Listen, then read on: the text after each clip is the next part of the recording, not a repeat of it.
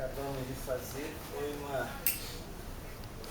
tipo de meditação dinâmica com o canto do Mahamantra Hare Krishna.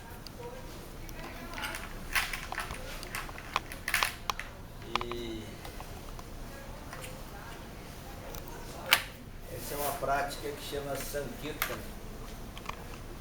É o Kirtana em conjunto. Que também o mantra pode ser praticado de outras maneiras, assim, murmurando, a pessoa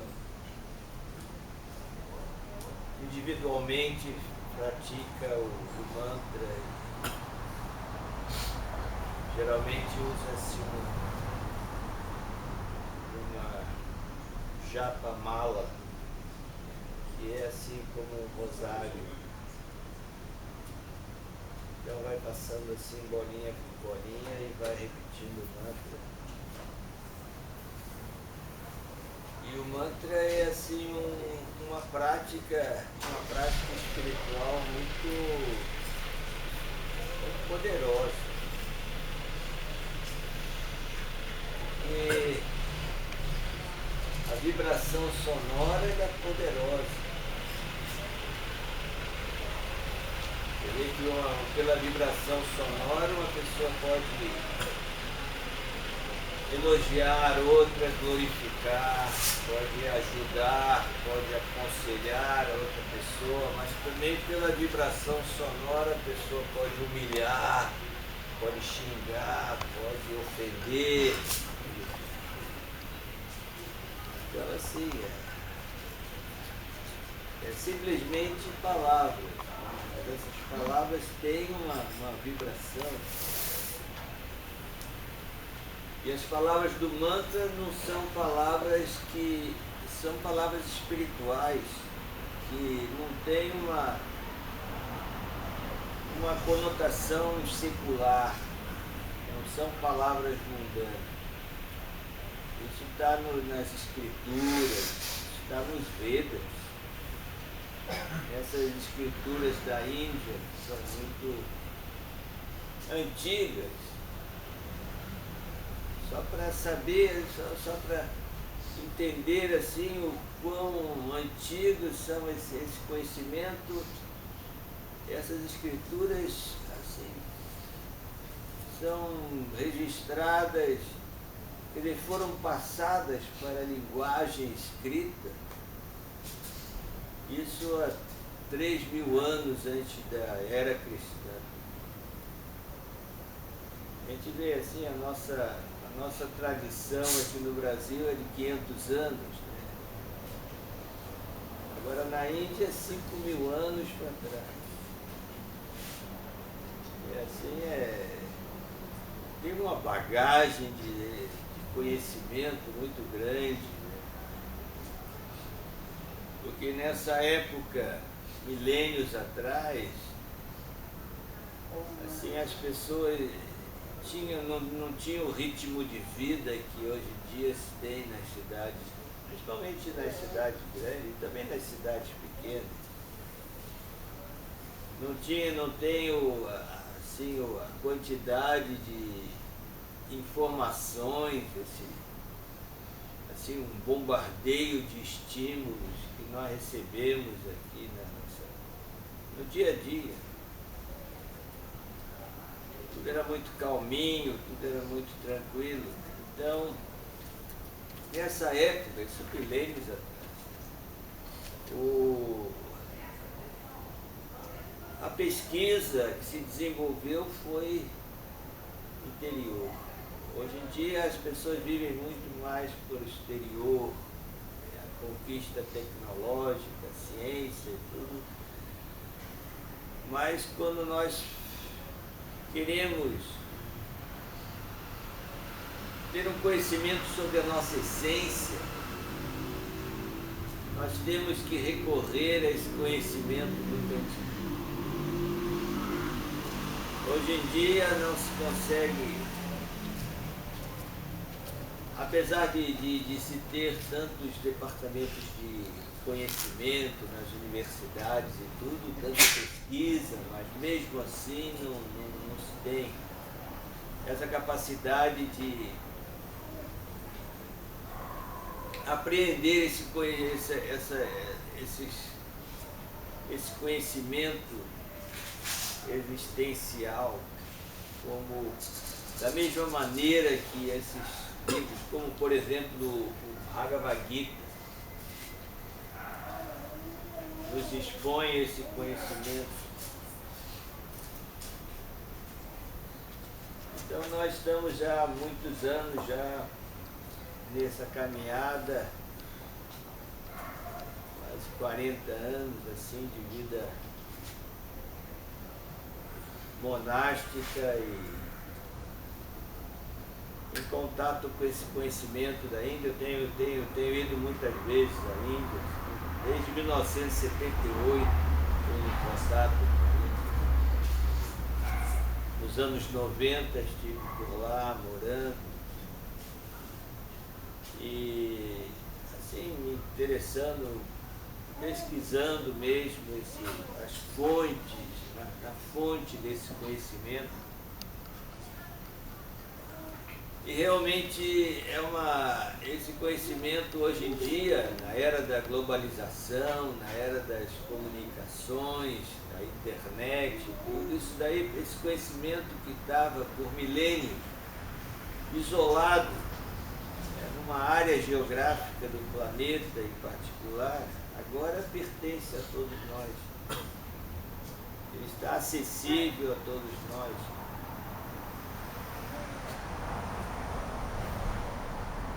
Então isso já faz parte assim do patrimônio da humanidade, esse conhecimento.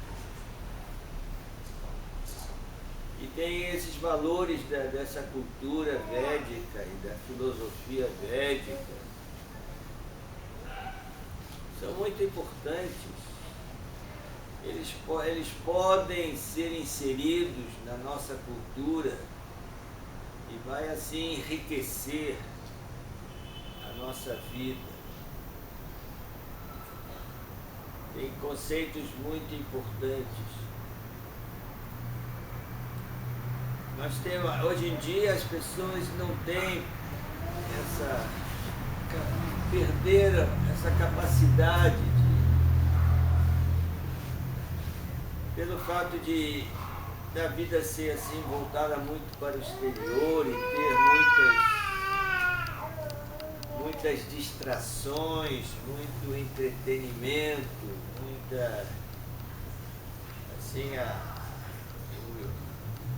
as 24 horas do dia não dá para se fazer tudo o que nós queremos. Então se perdeu essa capacidade das pessoas de refletirem sobre as questões existenciais da vida, buscar a resposta às questões existenciais: quem sou eu, de onde vim, para onde vou, que lugar é esse que nós estamos aqui, como entender esse mundo, como entender que tem muitas diferenças entre as pessoas. Algumas pessoas estão desfrutando, outras estão sofrendo. Como entender o sofrimento? Quais são as minhas possibilidades daqui para frente? Qual o propósito disso tudo? Qual o significado da vida? Tudo isso temos que chegar a conclusões para dar um referencial na nossa vida, senão não temos um referencial. Simplesmente vamos vivendo, simplesmente vamos fazendo o que todo mundo faz e vamos levando a vida para frente sem entender realmente assim, o propósito disso tudo.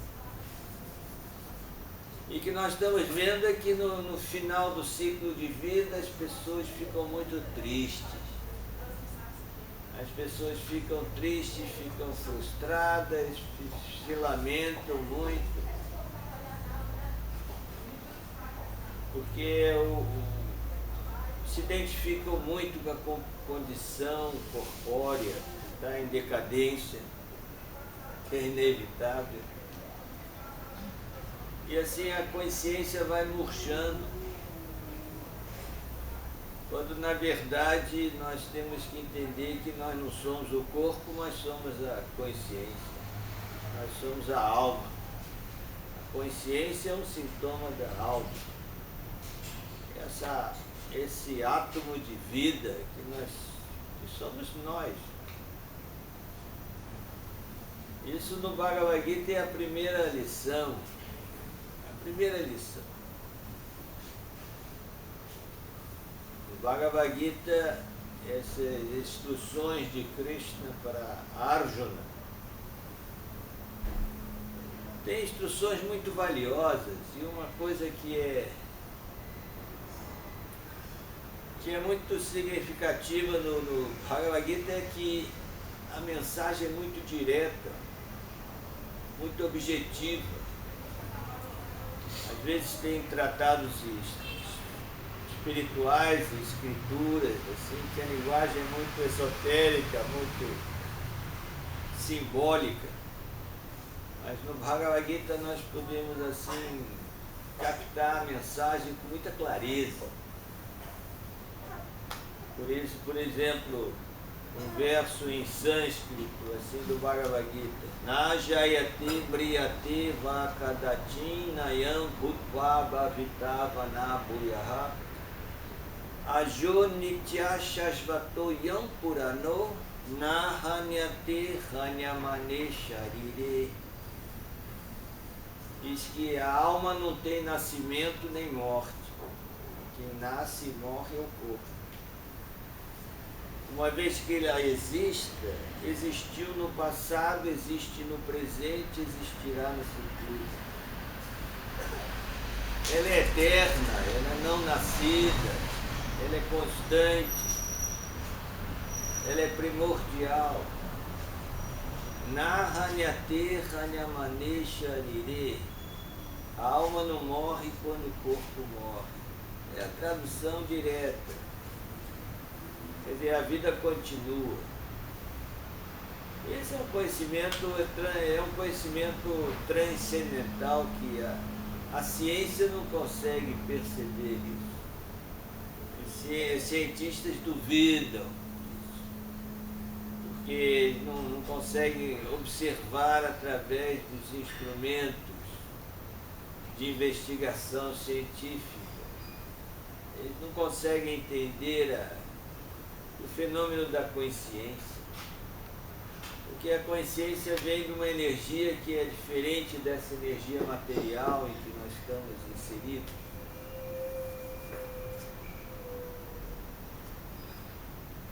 Então temos que entender esses assuntos,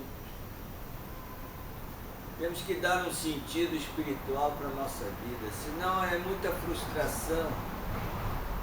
É muita frustração perder tudo. Isso fala no Bhagavad Gita, Krishna fala isso. Bhogasha moga karma no bhoga jnana vicheta saha. Diz assim, a pessoa vai perder tudo. Todas as aspirações da vida vão ser perdidas. Todas as atividades que fez também vão ser perdidas.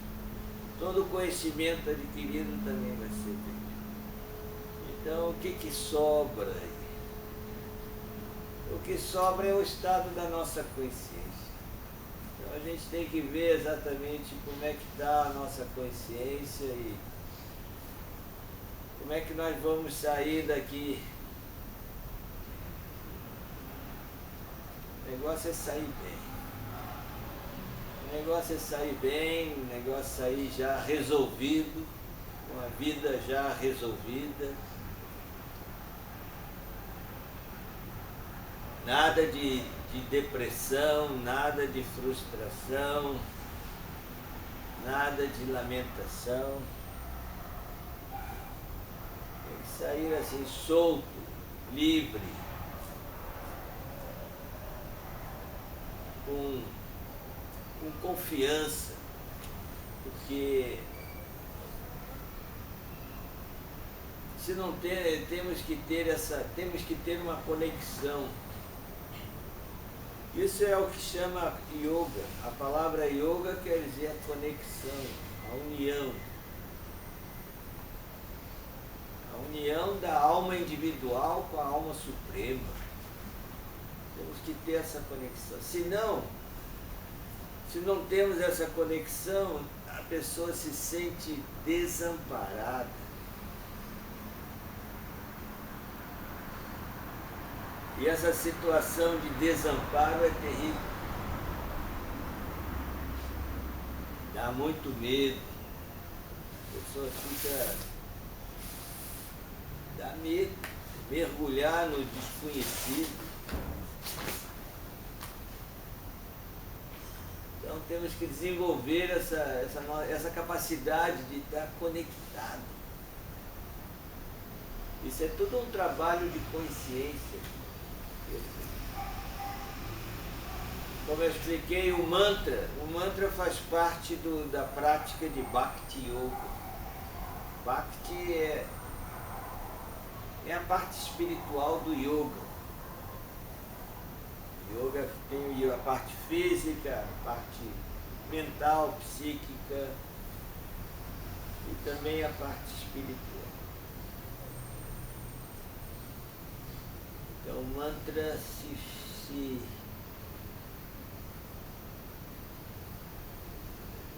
através do mantra nós podemos estabelecer uma conexão.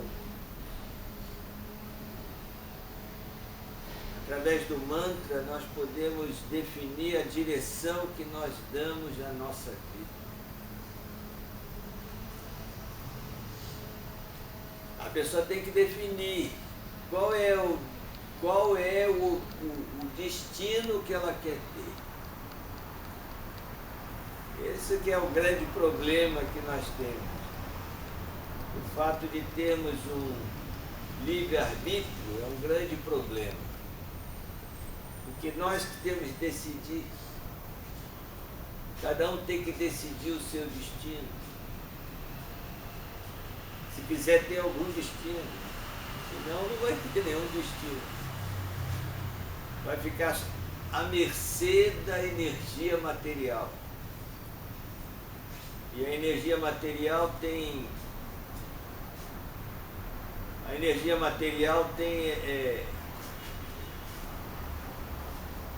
diferentes leis atuando. Por exemplo, nós aqui estamos aqui sentados aqui porque tem uma lei aqui, uma lei da gravidade aqui empurrando a gente para baixo. Então a gente se acomoda assim numa posição assim, estável. É uma lei que está sempre atuando. E existem outras leis também atuando. Existe a lei do karma, a lei da ação e da reação. Existe o ciclo de vida, nascimento, velhice, doença e morte. É como diz no Bhagavad Gita, dizem nas escrituras. Repetidos ciclos de vida. E tudo depende do estado de consciência que nós temos. É como diz um verso no capítulo 8 do Bhagavad Gita, diz assim: Yamyam vapismaram bhavam tyajati ante kalevaram tam tam levaiti kaunteya sadata bhava bhavitaha. Esse verso diz o seguinte, que o nível de consciência que a pessoa atinge nessa vida vai definir O seu próximo ciclo de vida não se sabe aonde, assim.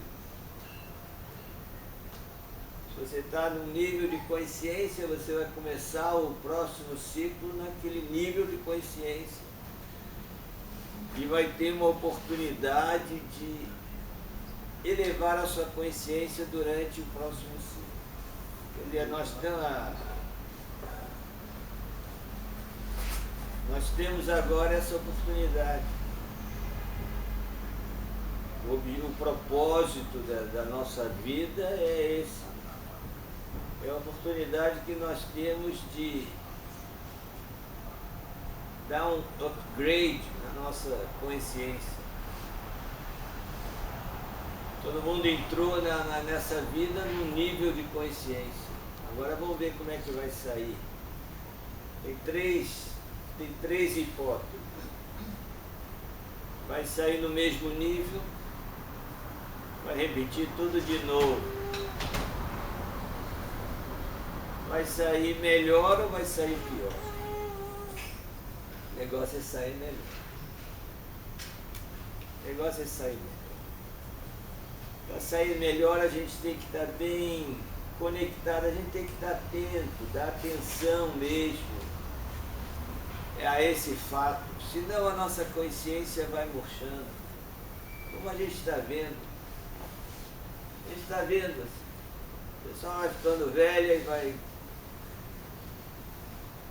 vai se identificando cada vez mais com a sua condição corpórea que está em decadência. Aí só fala em doença.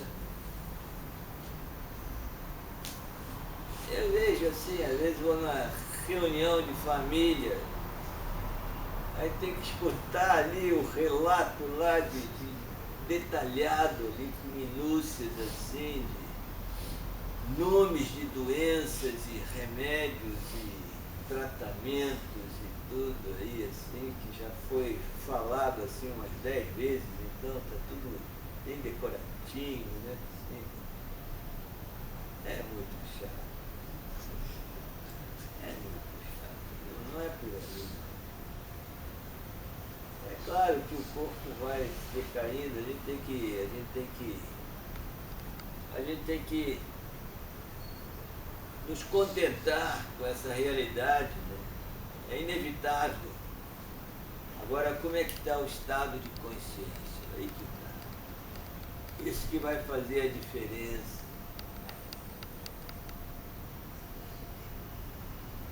Então, assim, no decorrer do ciclo de vida, a pessoa vai adquirindo experiência, vai tendo vivência. Então deve aproveitar isso para assim desenvolver, expandir a sua consciência.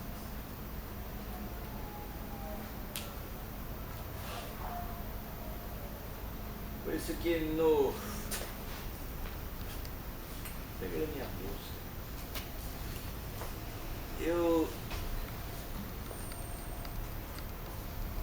Nós estamos fazendo nós estamos visitando diferentes lugares, já passamos aí no sul do Brasil, no Nordeste todos, agora estou voltando para casa, minha casa é em Paraty.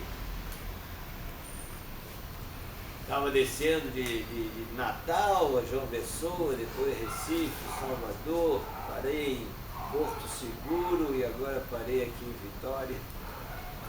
Já estou voltando para casa.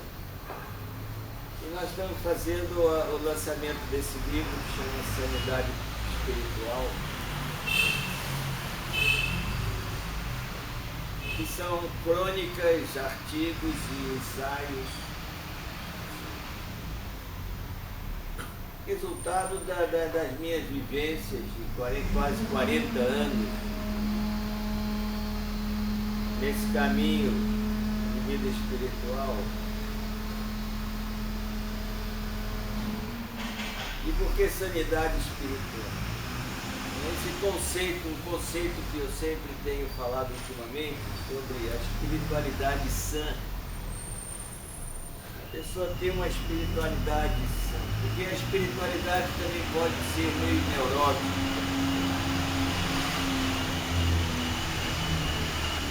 Assim a pessoa cria fantasias, cria expectativas, mas a coisa, eu digo que espiritualidade sã significa olhos abertos para a realidade. A pessoa tem que compreender a realidade, antes de tudo. Compreender bem a realidade.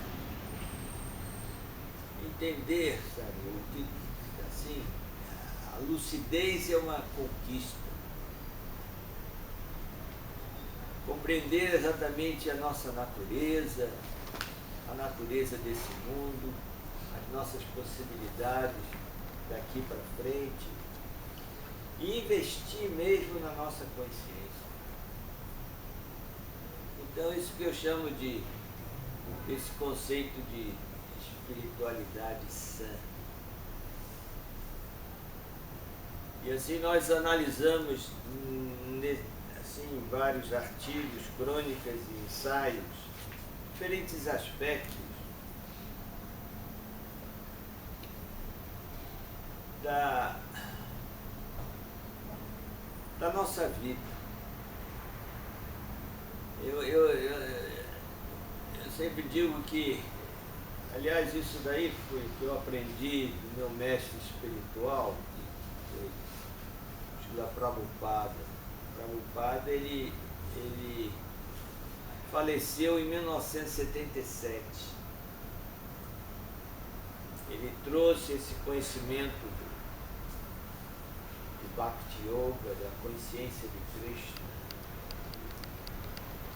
aqui para o Ocidente. Em 1965 ele veio aqui para o Ocidente com 70 anos de idade, sozinho, sem nenhuma assim, respaldo de nenhuma instituição. Não, ele veio assim na cara e na coragem. Ancião, nunca tinha saído da Índia e bateu na cidade mais dinâmica do mundo, Nova York. E assim caiu, ele, um ancião, caiu no meio de jovens, no auge do movimento hippie, falando um discurso que era completamente o contrário daquilo que eles estavam vivendo. Mesmo assim, devido à sua pureza e à sua mensagem assim tão clara, bem definida, muitos jovens e muitas pessoas se acercaram a ele. E esse conhecimento da consciência de Krishna se espalhou pelo mundo. É o que ficou chamado de movimento Hare Krishna. Esse movimento Hare Krishna, ele também não é novidade. Ele surgiu, o movimento mesmo surgiu bem na época do descobrimento do Brasil, por volta de 1500, na Índia, com um grande santo chamado Chaitanya Mahaprabhu. E ele predisse, esse Mahamantra será cantado em todas as cidades e vilas. Isso mais ou menos está acontecendo. Porque isso está nas escrituras. Isso daí não foi assim uma opinião pessoal dele.